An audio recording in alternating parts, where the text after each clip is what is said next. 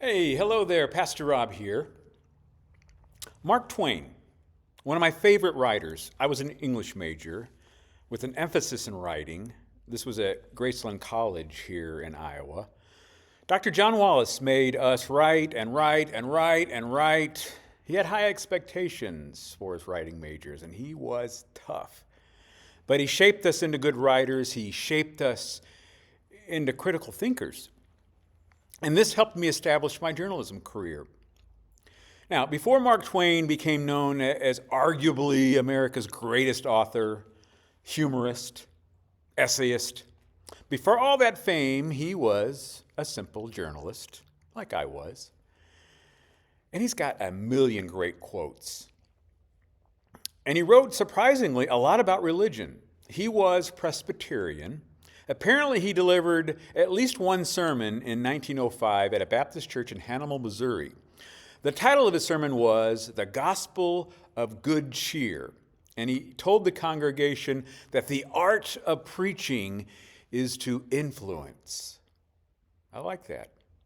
And I'm sure Twain's ideas about God probably changed as he aged.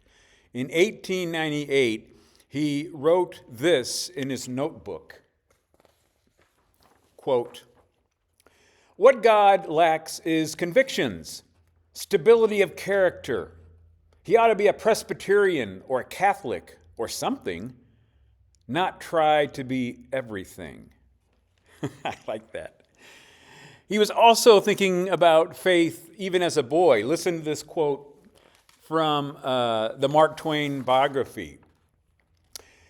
As a boy, little Sam Clemens was, before he became Mark Twain, that was his name, Sam Clemens. As a boy, little Sam Clemens had learned a great number of things, mostly of a kind not acquired at school.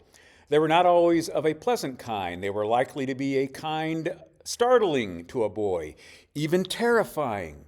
Once little Sam, he was still little Sam, then saw an old man shot down on the main street at noonday. He saw them carry him home, lay him on the bed, and spread on his breast an open family Bible, which looked as heavy as an anvil. He thought if he could only drag that great burden away, and the poor, old, dying man would not breathe so heavily. Scripture can be heavy for Christians. Have you ever thoroughly read Jesus' Sermon on the Mount?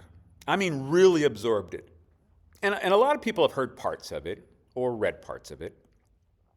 And they will say, oh man, it's great. It's wonderful. It's about love, loving everyone, even loving your enemy. Now, this can be hard, but it's great, isn't it?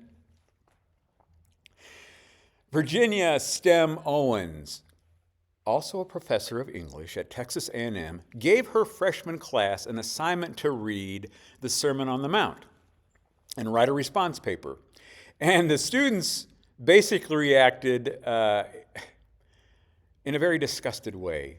And in fact, the sermon was terrifying to many of the students. I'm going to read you a couple student reactions. Quote, "I did not like the Sermon on the Mount. It was hard to read and made me feel like I had to be perfect. And no one is." End quote. Here's another one. "This sermon asks us to do, the things this sermon asks us to do are absurd, impossible." End quote. Now, after reading the reactions to this critical biblical text, Professor Owens, came to an interesting conclusion. And she wrote this, quote, "The Bible remains offensive to honest, ignorant ears, just as it was in the first century. For me, that somehow validates its significance." Validates its significance. Now, let's review a few things the sermon requires us to follow. It's not that we're just required to give lots of our money away, but we're to do so with joyful, cheerful, generous passion. The Sermon on the Mount forbids us to act with disdain or superiority. We can never think we are better than others. It says we are to not even treat someone else with coldness or indifference. The Sermon on the Mount does not just forbid vengeance, it also insists that your heart be filled with love and hope and pray for the person who's persecuting you. I'm thinking about this, the time we're living in right now. Think about how many of us have felt about political leaders, different presidents, members of Congress, governors who have been elected.